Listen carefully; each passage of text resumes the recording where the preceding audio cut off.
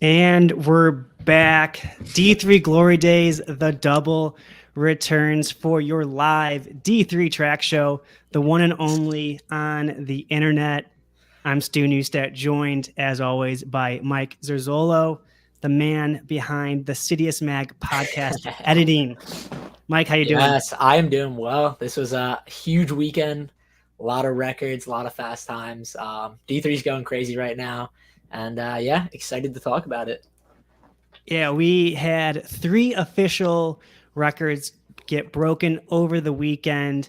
After further review, it turns out Amara Conte's 500 record was in fact second overall. There was a result from Ben Sheets in 2011 from the indoor ECACs that was just about a second faster than his time. So still a great run, second overall, but doesn't make the 4th record broken of the weekend.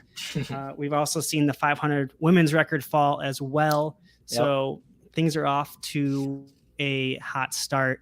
I know we do have, a record breaker guest in store for us, so we won't get too much into that yet. But let's chat quickly about Aiden Ryan. Yeah, that was. I know I was at home after my long run watching that on the couch. I was freaking out. I live with a bunch of D1 guys, so I was freaking out.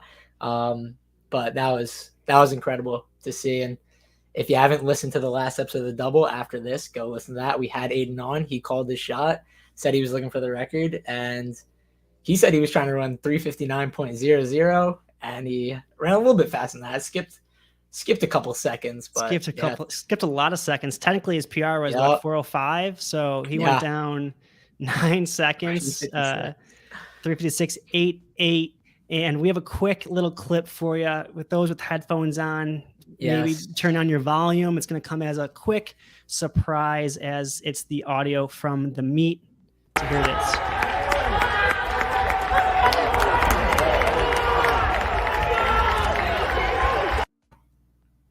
Still pretty crazy.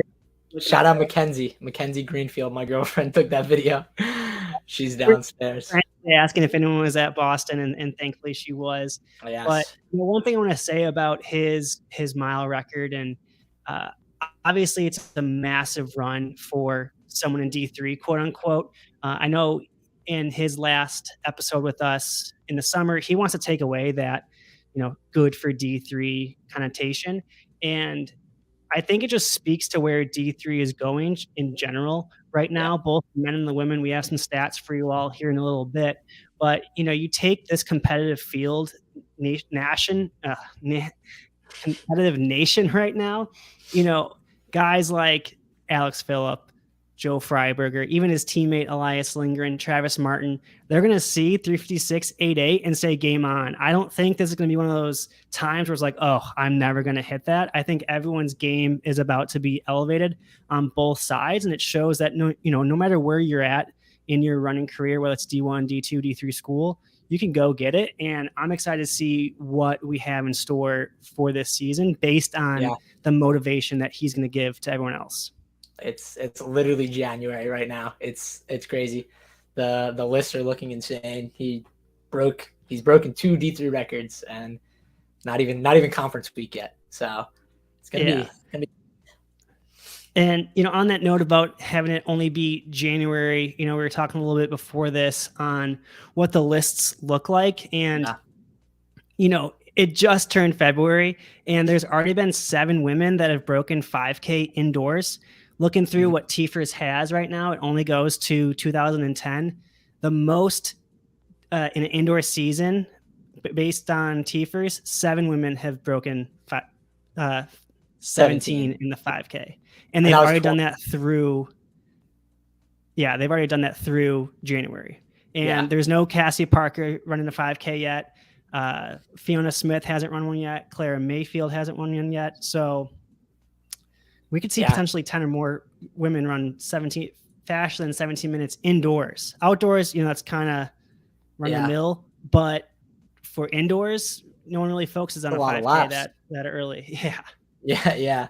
So definitely on pace for like 10 or more women to go under 17. And it kind of continues through a lot of events, just the records or the list right now kind of look the way they did in 2019.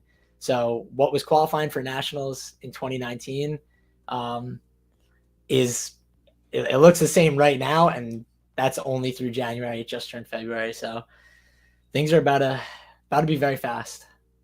Yeah, there's some confusion on how many are going to be able to make it this year. I know on the Coaches Association website still had 15 for men, 17 for women, still had 12 relays, but given the rule change, it wasn't updated. So both men and women now will have top 20.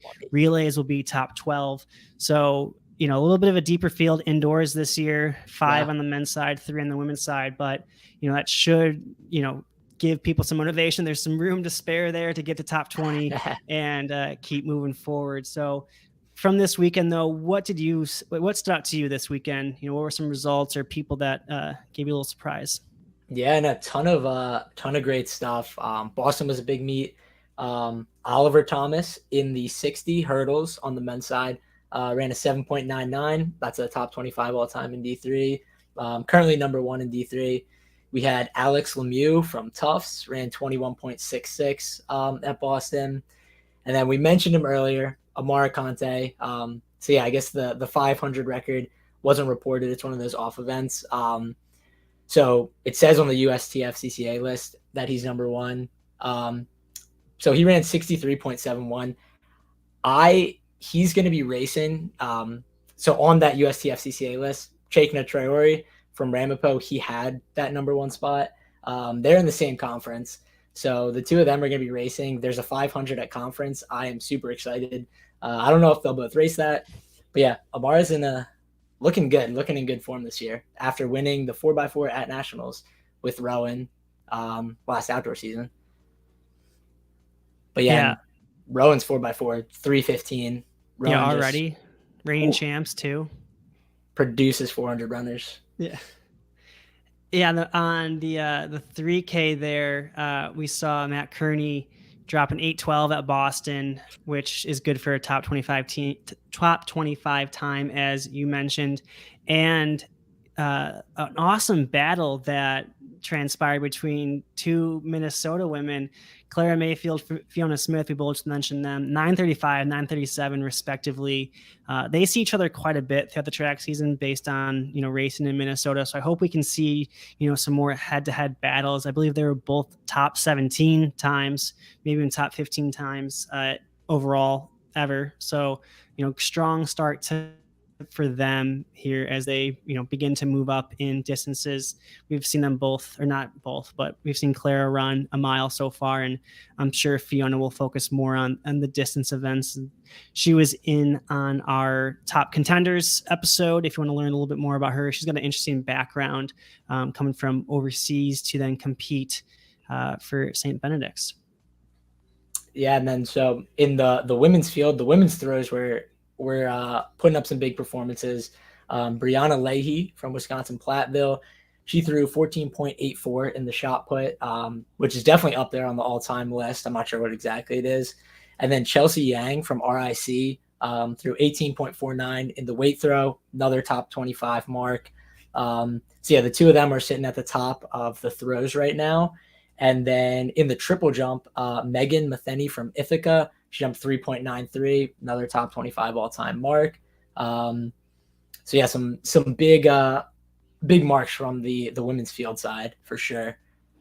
Yeah, one person that I'm interested to see what she can do indoors is I know she got a really big breakout season outdoors was Bailey Forsyth. She won both the 100 and the 200.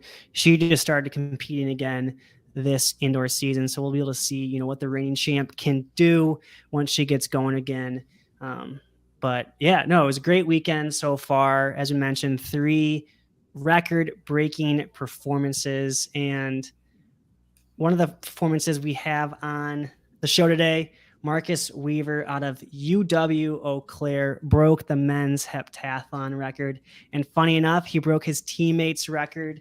They're calling it multi-U up there in Wisconsin, Eau Claire, and he's with us right now. Welcome to the show, Marcus Weaver. Marcus, how you doing? Thanks, guys. Good. How are you?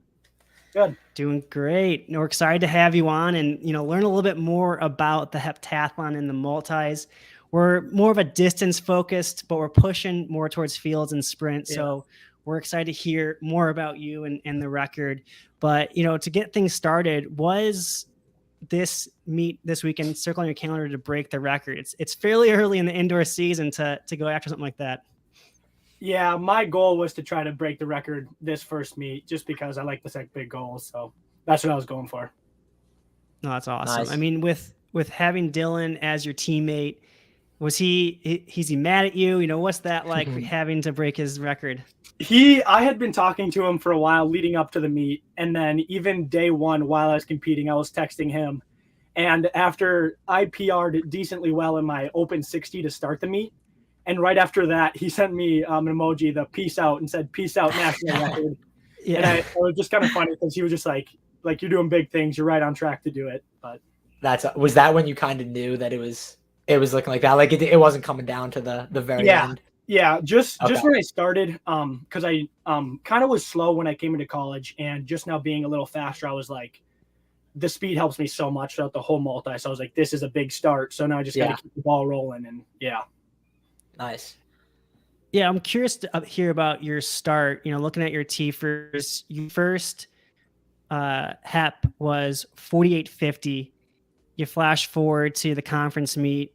You all go 1, 2, 3. You and two other teammates, and you score 51.50, puts you second in the nation. So how do you say, like, obviously you said you were a little slow coming in, but surely you had some talent elsewhere that would make up for the lack of speed?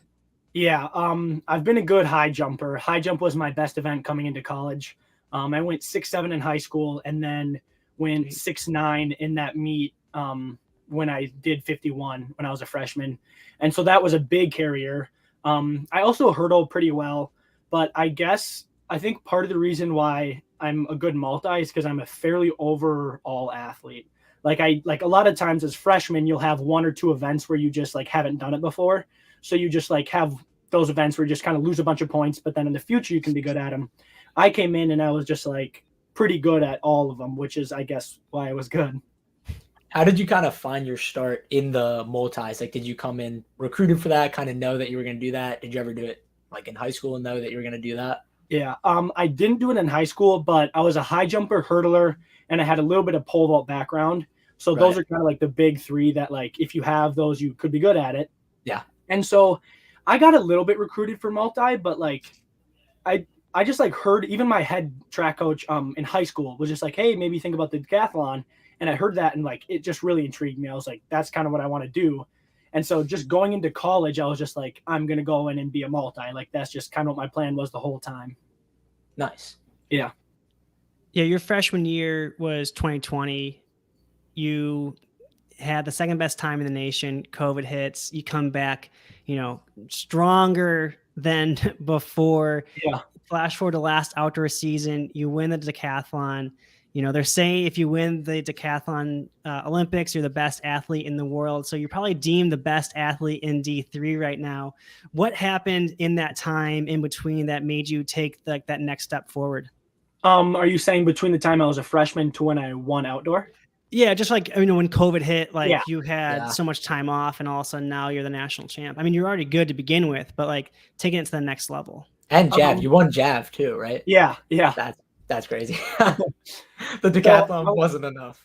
Yeah, I would say the biggest changes were because it was a heartbreaker to fly out to North Carolina for indoor nats freshman year and then have it canceled. Like our whole team was just devastated. It was such a tough loss. So then it was kind of cool because our whole team, most of us came back. So all of that off season and all of when we didn't have meets, we didn't really have anything looking forward to. We were just in our track grinding. We were like, we don't want to feel that loss again. So the next time we have a season, let's make it really good. So like we all just kind of came together as a group and were like, let's go get this, guys. And that was a huge help to have your team kind of behind you doing it too. Nice. One question that I had, what kind of event group do you find yourself hanging out with the most? Like, are you with the jumpers, the throwers? Because you kind of do everything. You kind of be friends with everybody. I would definitely say the first one is multis because we have a pretty good multi group. So we're always working together. Right. But then the nice thing is I would assume a lot of multi-programs do this, but our head coach has us working with every group different days of Right. the week. So I'm like, all my friends are from different places. That's I've been awesome. roommates with throwers. I've been roommates with pole vaulters. I have a 400 roommate right now. Just like I'm friends with the whole team, and I think that's what helps because I'm always Right. working with them. So if I'm comparing my shot put to my shot put roommate and he's kicking my butt, then I'm like, hey, I better step it up. There you go. That's so cool. Let's go talk about the record here now. You mentioned you had it circling your calendar to break it, and that 60, showed you that that you had it in you that day. But what else, like throughout the day, kind of realized like, oh, this is going to get close? Like, are you tallying up your points after the events are finished? I wasn't necessarily tallying it up during the meet, but I had done enough because I have my heptathlon calculator, and I'm always putting in scores in that to see what my final score would be. So I did enough of that before the meet where I was like, I kind of know what I should do to be on pace for it. And after I ran fast in the 60, and then I had a pretty good long jump, and then I even threw shot well, I was just like, I'm on pace to do this. I just got to keep moving at this point. Nice. Yeah, we in our article sorry there, Mike. I was gonna say in our article we broke down, where you fell nationally in each event right now. Obviously you won the javelin throw, but you're pretty ranked high in a lot of these events, individually. Are there any plans to, do the hep and an individual event at nationals, maybe high jump? Yeah, I am thinking about that. I've talked with my coach, and that was supposed to happen for me freshman year too. I was going to try to double up with the hep and the high jump, but then that season didn't happen. So I'm hoping to make a return this year and see if I can do the hep and high jump as well. Nice. I guess kind of off that, do you have a favorite event like in hep or deck, like a favorite and least favorite? Well, to start, least favorite has got to be the distance running. Fair enough. I respect everybody who can run fast in the distance. It's a whole different event. But my favorites, I don't think I could pick one. I definitely like them all, but I'll give you top three. I really like hurdles. I've always loved high jump because I did that in high school. And then javelin has got to be my third just because winning the open title of javelin was awesome for me. Yeah. Nice. I like it. From those, obviously, watch the track meet, watch the multis. You guys just are carrying around like duffel bags worth of shoes. What's your go-to like solution to keep everything organized and keeping all your implements, where you need to be? It seems like it's kind of like another competition in that day of like keeping everything organized. Yeah. I try my best is what I'll say. Last meet, if I think back to it, we had a little bleacher section that our team was kind of hanging around. And at the beginning of the meet, I had all my shoes laid out in my duffel bag. I had my massage gun. I had just like all the necessities I need. And by the end of the meet, I had shoes thrown everywhere. I had just like clothes. It kind of turns into a mess, but I definitely should try a little harder staying organized. You see pictures after a multi and you guys are just sprawled out on the floor. Like you've done 7 to 10 events depending on indoor or outdoor. Walk us through what's that feeling like. How exhausted are you after like a 2-day event? It is very exhausting. I would say for the first 5 minutes, you kind of just don't want to move, especially just because I feel like with the last event being a distance one for us, everything, like all the energy you have left after 2 days, you put on the line. So you just feel like after 2 days competing, everything is I'm exhausted now. And then just walking around for a while is a whole different feeling. It's pretty hard. Yeah, that is just cool. Putting the 1500 at the very end. There's no way I could run a 1500 after doing all those other events. Like, that's crazy. It's brutal. I can imagine. So Joe Kovacs, has the world record indoors, and he was saying that what fires him up is to, have a personal best. And so every time that he throws a personal best, it's another world record. Now for you indoors, every time that you PR, it's another D3 record. How high do you think your score can go? Ryan Krauser. Yeah, Ryan Krauser, I think, has the record. Kovacs, close second. Oh, I just saw a tweet about Kovacs. That's what was on my mind. Kovacs, yeah. Thanks for pulling me out. No, you're good. Honestly, I've talked about this with my friends too, and Dylan and just other people, but they're just like, and I want to do it too, but they're just like, just set it high enough so nobody at D3 will touch it. So I guess that's the goal, and maybe there'll be, I mean, definitely there could be another guy to go break it for sure, because records always fall. But my goal right now is to just keep setting that as high as I can, so it'll stick around for a while. That's awesome. Yeah. Yeah, can you put in perspective? You beat it by like just under 100 points. Yep. So in terms of like a race, what's that distance between your two scores? The tricky thing is I don't know the exact breakdown, but I think it's usually around. I know like high jump. I think a height is like 20 to 30 points. So it's just a couple heights in high jump, or like it's probably just a few tenths or not much in a race. But and then when you compare it over 7 events, it's definitely like 90 points isn't a ton, because a few points from 7 events can make a big increase. So it was close for sure. Are there any events that you're like specifically like, okay, I still need some work on this one? Like once I get this one down, this record's gonna go crazy. Like anything you're working on strengthening? Yeah, I have a couple. One is just I always want to get faster because that's one of my weaknesses. So I'm just always working on that. But then shot put, because I had a decent meet. It actually ended up being a PR, which was huge. But I've been throwing a lot better in practice lately. So just for what I've been doing in practice, I think I have more in that event. But also pole vault. I definitely am an awkward looking pole vaulter. I'm only good because I get on really big poles and just kind of run and trying to shoot myself over. But my form has a long way to go. All right, so there's some room for this record. Yeah, definitely. Okay. And plus, once you get to the 1K, I just need to push it harder because you can always run faster in distance. Nice. That's exciting. Yeah.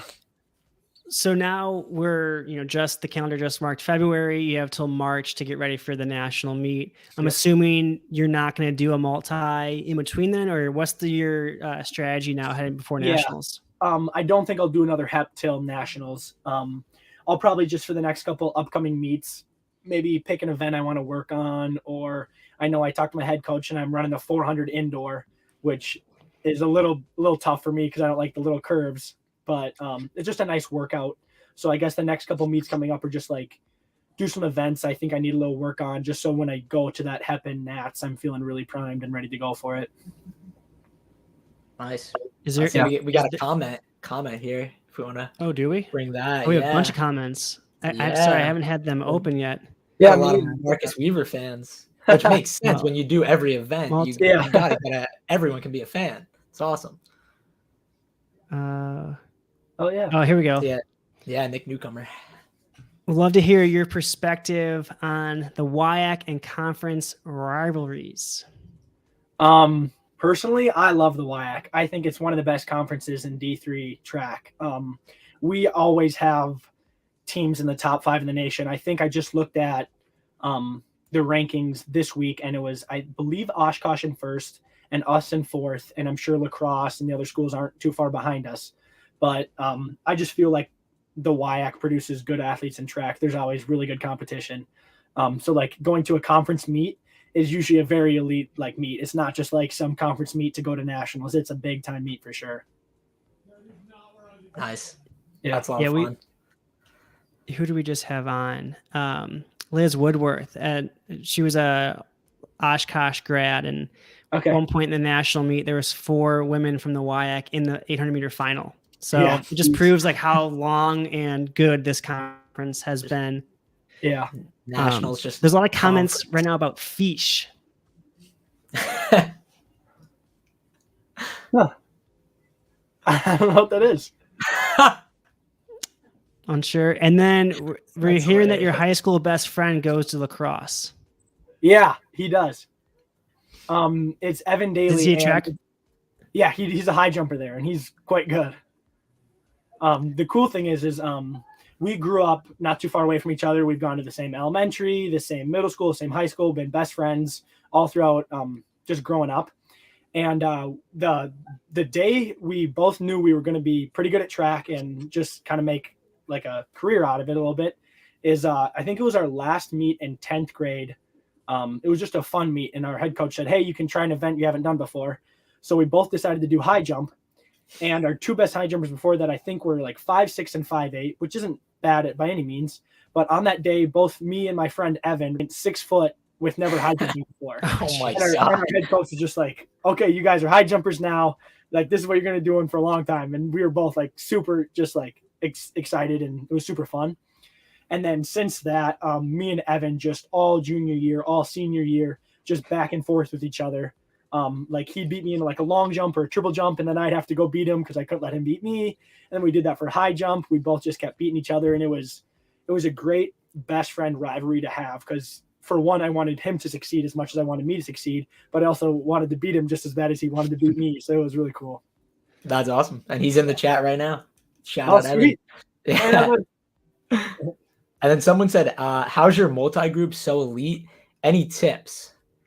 I think a huge tip is being, for one, is just working really hard, because that will just get you really far.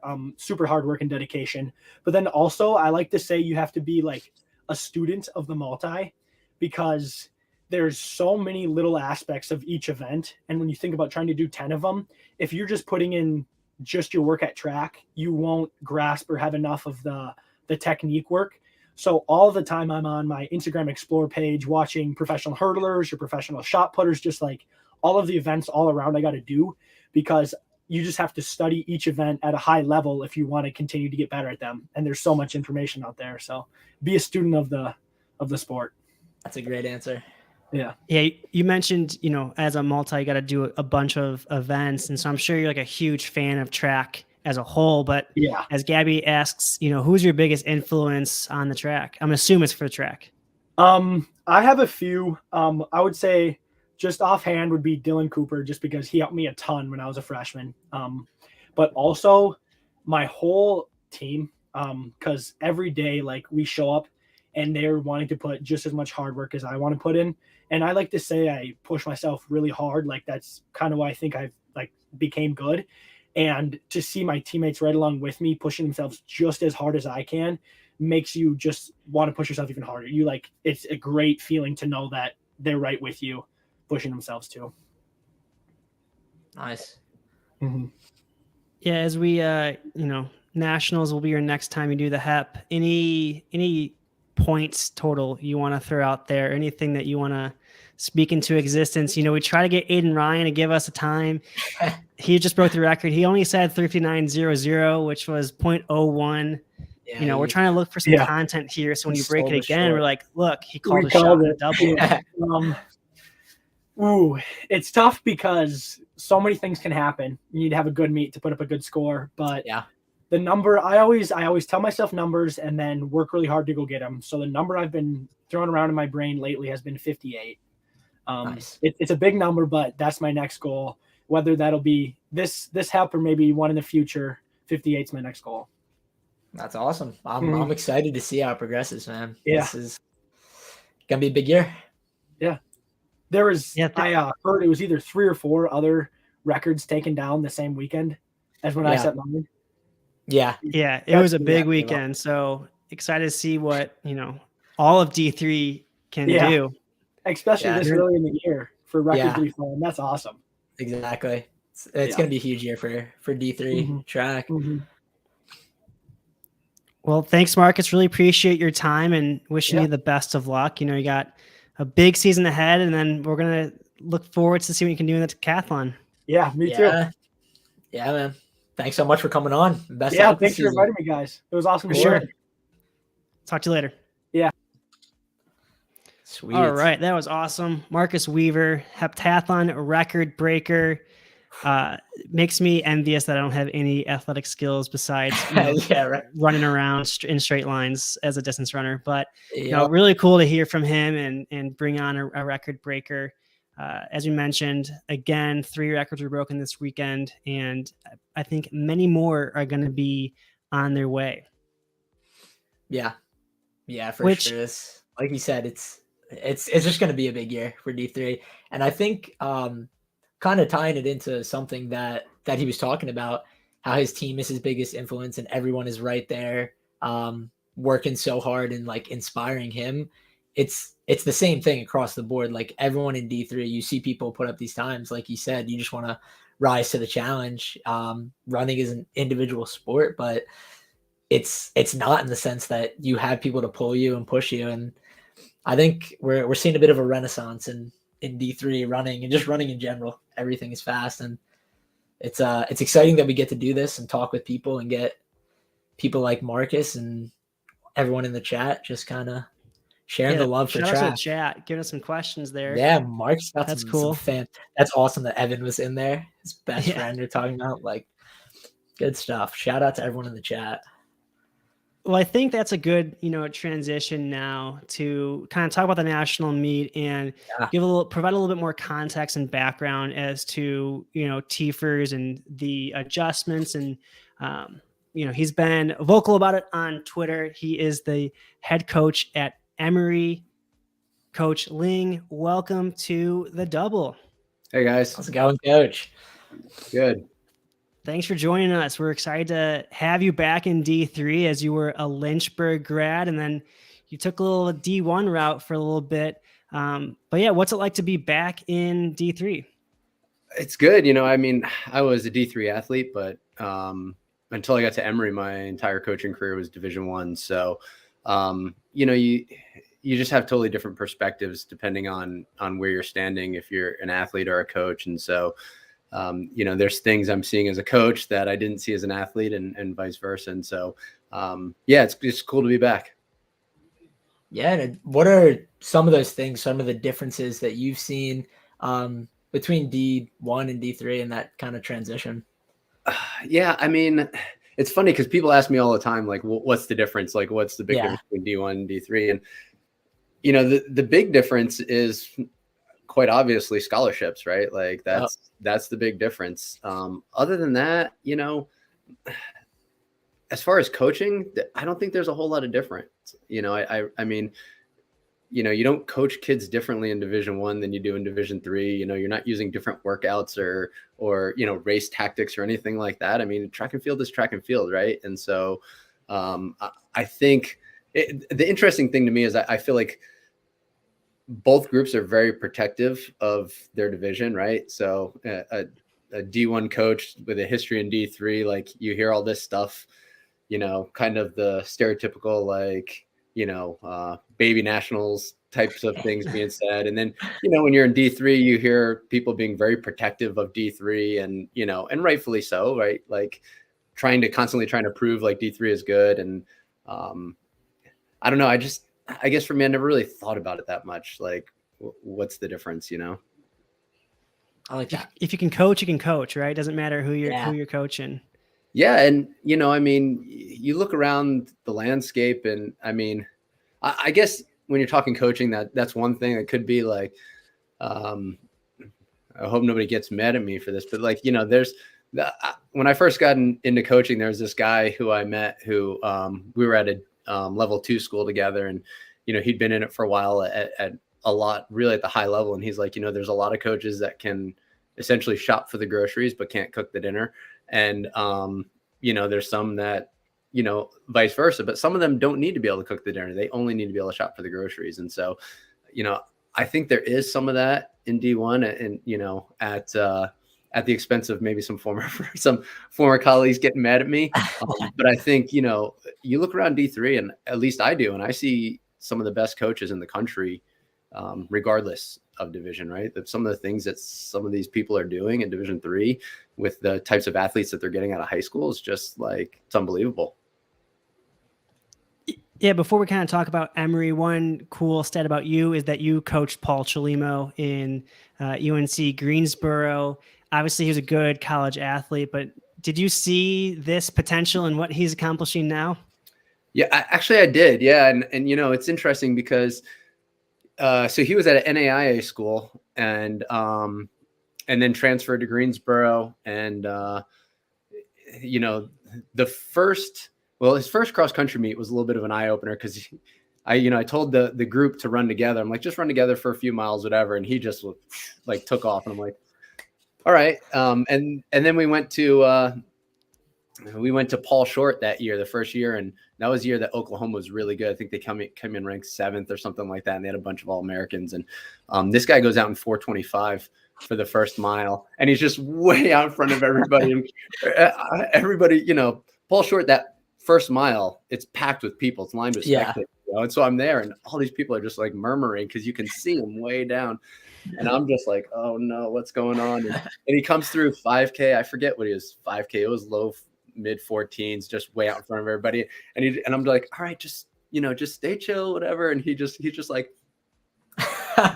and I was like, all right, I got a little bit of a beast on my hands here. And, we used to talk a lot about like things he wanted to accomplish. And, the first thing that Paul told me was that like, he wanted to get a 4.0 because he didn't want to be seen as just an athlete. He wanted to be a student, and he wanted people to recognize that. So I really respected that about him. But then, he was like, I want to be a professional athlete. And so, I tried to do everything I could to help that happen. Like, we weren't doubling and tripling him at conference. I mean, the kid could have won everything in our conference meet that he raced, but usually we'd run him in one event.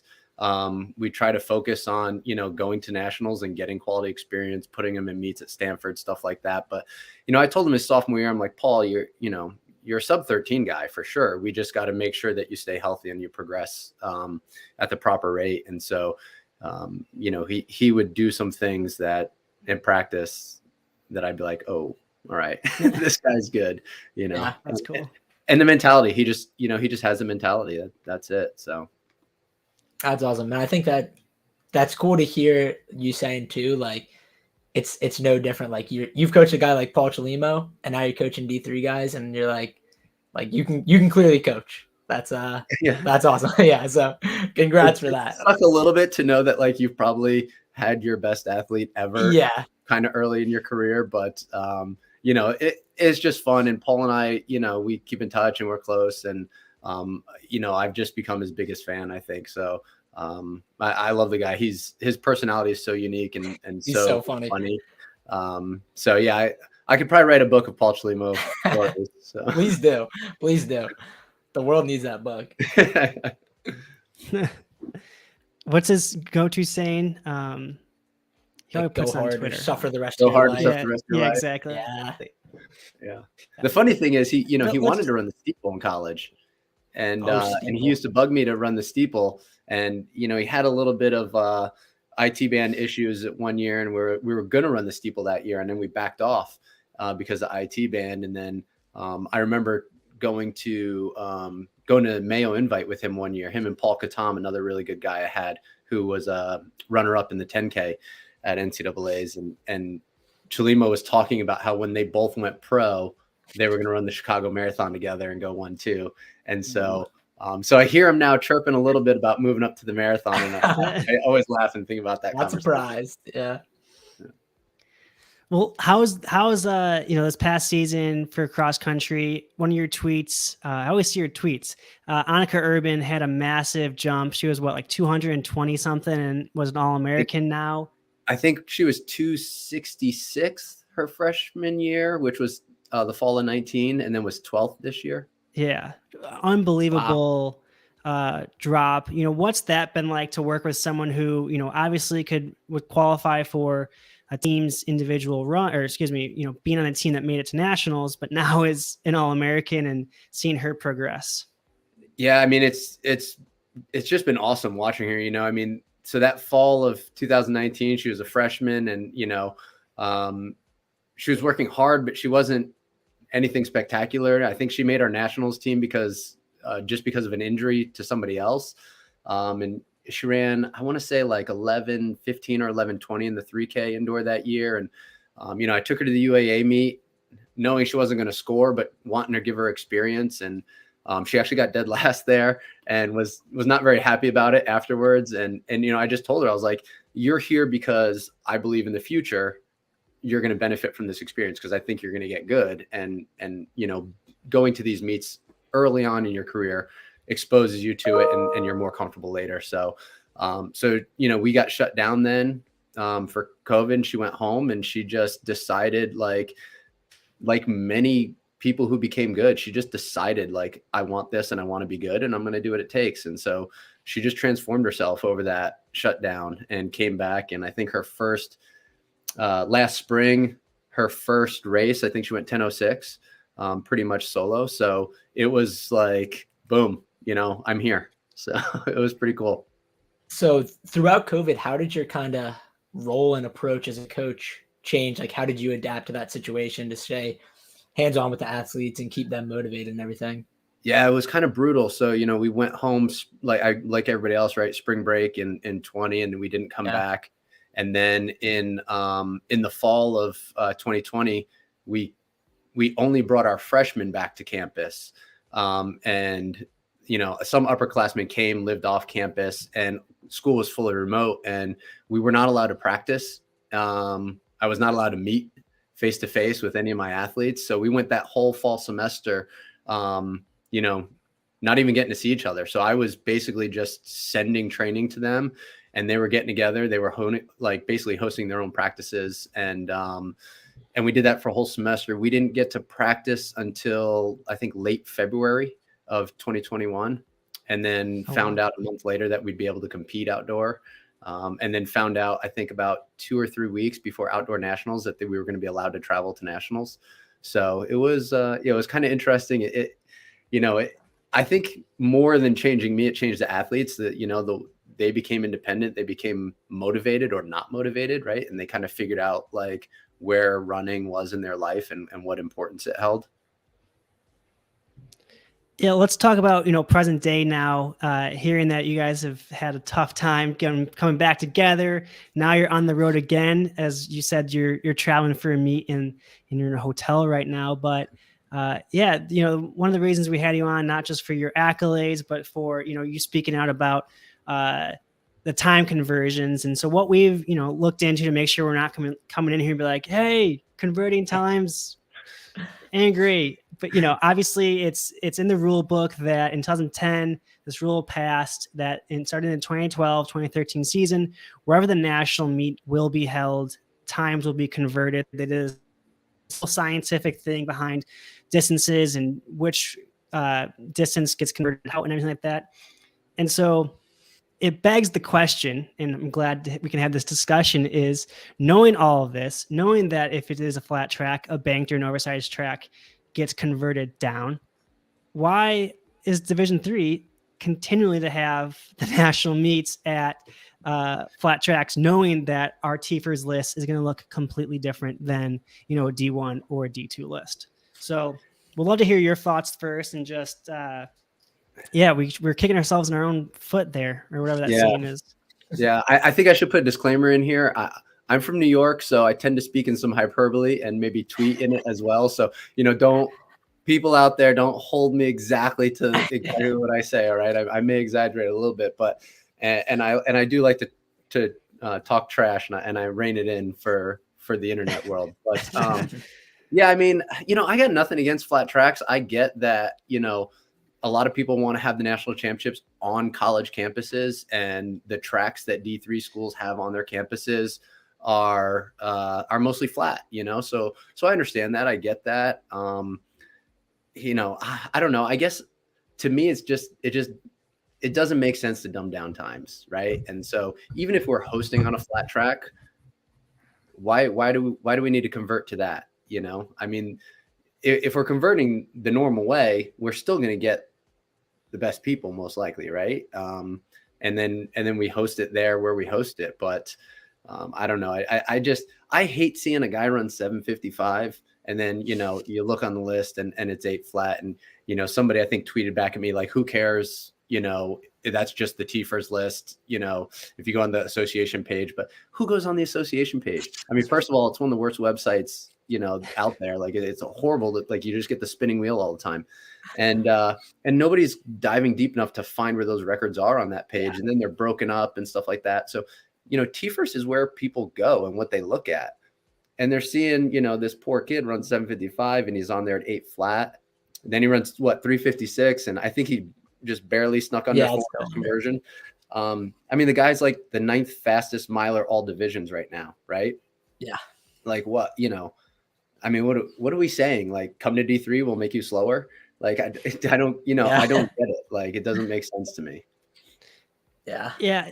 I think some arguments were, even if D3 schools have majority flat tracks, uh, we the goal should be to get the best people, as you said, to the national meet. And if you look at how the conversions are sometimes, you're more likely to have a guy who runs, 412, 413 on a bank track get converted down and lose him to the national meet than you are if that were the inverse. I was going through, I don't have the exact statistics, but I was going through to make sure I can make this argument that there is a case to be made that when we do go to a flat track and times get converted backwards instead of forwards, we're losing more people to have run on a bank track. And, people are going to say, well, bank track is obviously faster. Like, is he actually a 412 guy? Look at Joe Freiberger, for example, this year. He goes and runs against some D1 competition. The winning time was 7:59. He runs 8:18. It gets converted back, and I think Spencer Moon was in that race too. It gets converted back to like 7:23, 7:24, something like that. Now, fast forward, he runs 8:23 on a flat track by himself, wins by 21 seconds, but now doesn't have any credit to that 8:18 because that 8:23 is faster than what his converted time was. And he's going to be on the cusp of making the national meet now because of these conversions. And so you got to question, obviously I don't want to discredit anyone who wants to put on a meet, host a meet. I know that is crazy. National meet is tenfold that, but if there are certain facilities that can host a track meet and do it very well and has a bank track, why aren't we putting in bids there? I know Birmingham and Southern, their Metroplex is going to host 2 times in the next 5 years. Mm-hmm. After 2026, let's keep going there. Like, let's keep going to these bank tracks so that way you don't have to have, look at the Teefers list and see like D1 never has to run into this. And I've been at a convention before where coaches make the argument, well, D1 does this. If this is the one thing we want to be like D1 for, let's go to national meets or the bank track every year. Yeah. I mean, like I said, I don't have anything against flat tracks, and I think there's some great ones out there, and I think you can host good championships on it. But, yeah, I mean, I like banks. I mean, who doesn't like bank track, right? I mean, ask anybody who goes to one of those like crazy circuses at BU, like they're there maybe because it's 199 meters, but maybe just because it's a nice fast bank track. I don't know. But yeah, I mean, Crossplex is where we run most of our meets. It's 2 hours away from us. We are, like I said, I'm at a hotel right now because we're racing at JDL this weekend, and it's basically the closest flat track to us. It's 5 hours away, 5+ hours away. So, it's difficult for us to get a flat track. And I get that, the Midwest and Northeast, most of the D3 schools are there, and flat tracks are all over the place there. But, bank tracks are popping up all over now too. Chicago's got a nice bank track. New York's got multiple bank tracks. Boston's going to have more bank tracks per capita than any other city in the world.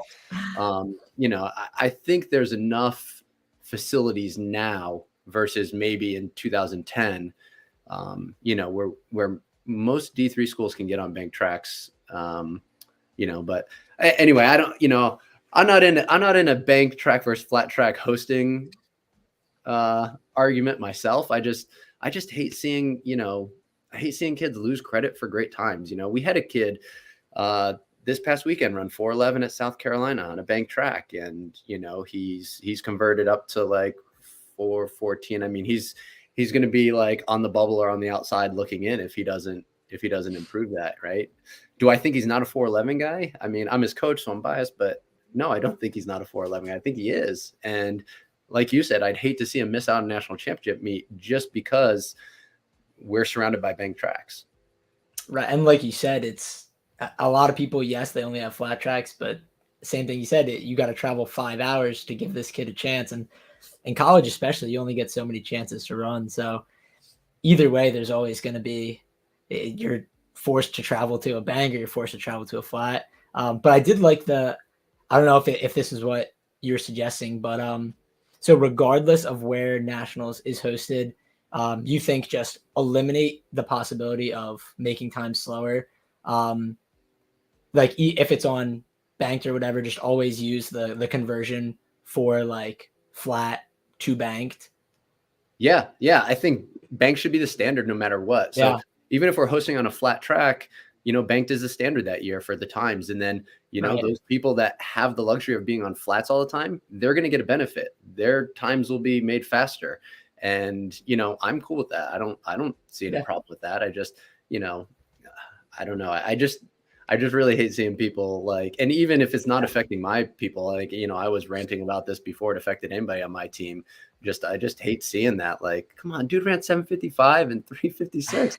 Like, that's ridiculous, right? Like, give them credit for it. And any high schooler that's looking at Williams and is going to be like, oh, let me go on T first and see. They say they got a 3:56 guy and pops up T first because high schoolers know what T first are, right? And they're like, oh, they don't have a 3:56 guy. They got a 3:59 guy. What are you talking about?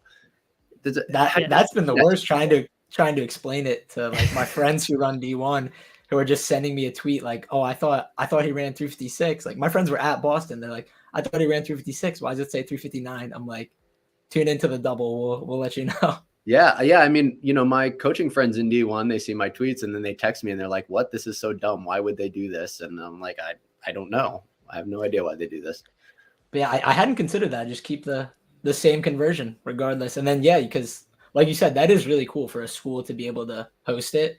And if they have a flat track, then wherever it's hosted, but just stop making time slower. I like that. They get the best people to the meet. And I think it, I mean, D3 is at a point now, like, when I was in college, everybody was talking about Carl Piranha. Like, he was like the big name. He was the first guy to ever break 4, whatever. Yeah. 3:56 dude now. Like, like D3 is legit. There's super legit runners. And, let's give ourselves credit for it. Let's let people know that there are legit people here. Carl, if you're listening, please reach out to us. We want you on the podcast. Back to the conversation. Hearing that the NCAA, made this a rule. Obviously, the way the convention works, the coaches can make this an amendment and bring it to the NCAA. Do you think there's enough coaches out there that agree that regardless of where nationals is held, to always standardize the bank track for Division III, just because of, you look at the TFers list on D1 and nothing is going to be converted because they all have access to that. Yeah, that's a good question. So, I guess I don't really know enough D3 coaches yet to be able to like gauge the temperature of the room. I'll have to call up Matt Burrow and ask him to do it for me, since he's the guy that's always proposing the changes and knows all of where people lie on the voting. But I mean, to me, I think it makes sense. I think other coaches can see like, hey, that this is a negative, and it doesn't have to. Why does it have to follow the track? Why can't we just have a standard? Like, track and field's already confusing enough for non-track and field people. But like let's make a standard. Like, let's keep this standard. Let's not have 2019 nationals is at Birmingham, so it's this. And 2020 it's at JDL, so it's this. And then we're going to go back to Birmingham. It's going to be this, and we're flip flopping around. It doesn't make any sense. You're trying to explain to somebody, because we hosted here, we did this. And because we hosted here, we did this. Track and field is a standardized sport. Like, let's make it standardized. Yeah, no, that's a good point. Because a lot of Midwest schools, flat tracks, but then like you said, they get a benefit from it because that way they don't have to go search out, or they don't get a negative from it. I guess they would never get a negative from it running a flat track. But I like that idea. If I had a flat track on my campus, I'd be all for it. I'd be like, vote. Like, bank's the standard. I'm going to get a positive conversion every time I host a home meet. I'd love that. So, I don't know if people out there think that or not. I'll probably hear on Twitter after the show. Oh yeah. In the chat on Twitter, let us know your thoughts. If you listen to this on the podcast, tweet at us. We'll retweet you. Let's get a well structured debate, not debate. Let's have a conversation. Let's figure this out and present it to the next coaches convention and get some stuff done. We need to host the coaches convention live on the double. Oh, you don't want to see that. You don't want to see that. Everyone goes to the convention for the after all of that stuff. We can just have everyone vote in the comments on new policies. Yeah. There we go. Try to explain to people that haven't been there, and a whole nother can of worms. Yeah. Well, thank you so much for coming on and enlightening us with that idea. I think that is maybe better than always having a flat or a bank track as the national host. We just standardize it and go from there. Yeah, thanks for having me, guys. Really appreciate it. For sure. Of course. Best of luck. Best of luck at Emory. Thank you. Excited for the next Paul Chalimo out of Emory. Who's it going to be? Excited to say. We'll see. All right. Thanks, Coach. Bye. All right. Sweet. That was a nice conversation and honestly a better idea than maybe I originally thought of. I don't know why I never thought of that. While we're on Jack Wetson. I 100% agree with that. We don't have that much influence, but we can't agree with that. I mean, but also, do we want crazy? To be honest, when I ran, I was so glad not to run a 10K. Standardize it for the genders, but maybe not D3. Maybe let's keep it 8K. Everyone keep it 8K at D3. Men, women, 8K, but make D1 8K too. Everyone 8K. But yeah, so, no, that's so outdated. 100% should all be standardized across all genders, all divisions. Definitely. Ready for some breaking news? I'm ready for some breaking news. Cassie Parker, we just got DM'd by Loris Cross Country on Twitter. Shout out Loris.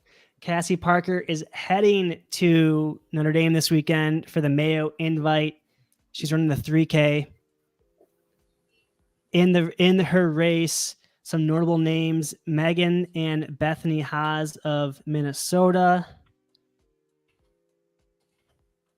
I'm sure there's other ones that are notable, but she's in a field of 23 people. Stephanie Brown is going to be pacing it. So record watch, ding, ding, ding, yep. Record watch. It's 9:13 for all you historians out there. However, it's going to be on a 300-meter track, so it won't count on the Ustipica record, but it'll potentially an all-time best time here coming up this weekend. Yeah, I think we should start saying that, no matter where you run, it's going to be the record, just like Aiden. But potentially another record coming up. No pressure, but pretty cool that she'll be running at Notre Dame. Good luck, Cassie Parker. Not for Notre Dame, at Notre Dame. She's not transferring. Notre Dame does have a former D3 coach. Sean Carlson, yep. He was on the podcast. Great plug for their podcast. Thank you. That was a great episode. The new guy knows. The new guy knows. I do. I listen to D3 Glorious. So speaking of Cassie, though, we do have some other matchups that we want to call out that we were able to locate. Out east is Tufts. What is this? No, this isn't Valentine. This is their Cupid or something Boston, like that. Yeah. What's it called? I don't know. It's not Valentine because that's Cupid. Valentine's it's the Cupid Boston. Race. Yeah. Cupid performance list. So some key matchups to look for. Sydney Kulik of Amherst and Cassidy Kearney of Middlebury. They're going to be facing off in the mile.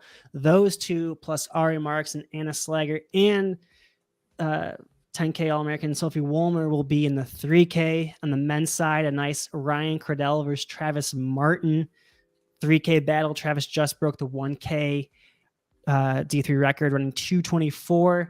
And then in Chicago, maybe I'll go down and watch. Who knows? Evie Miller versus Claudia Harnett in the mile. You got anything on tap this weekend? Well, I did want to mention Ari Marks. We didn't say it earlier, but she did just drop a 16:38 5K. Got to give her a shout out to that. So excited to see her race this weekend. I don't know. This weekend's one of those weird weekends where it's like right before that BU Valentine meet. So I'll say I've got a few teammates racing at I think it's called like the D3 Open. I think NYU's hosting. So I'll be peeping those results, seeing what's up. Should be some good stuff. And in the Midwest, for the Midwest bias, we do see Wartburg has a pretty big meet. Looks like Loris is going to be there as well. So potentially some good sprinting matchups. And I think there was a halfway decent 800 there as well. So that'd be pretty cool to see what goes on there. But we're coming up to the hour mark here. We try to keep this an hour. It's a good weekend to be in D3, and I think we're going to see another weekend as well. Yeah. Thanks for tuning in. Chat, any last comments?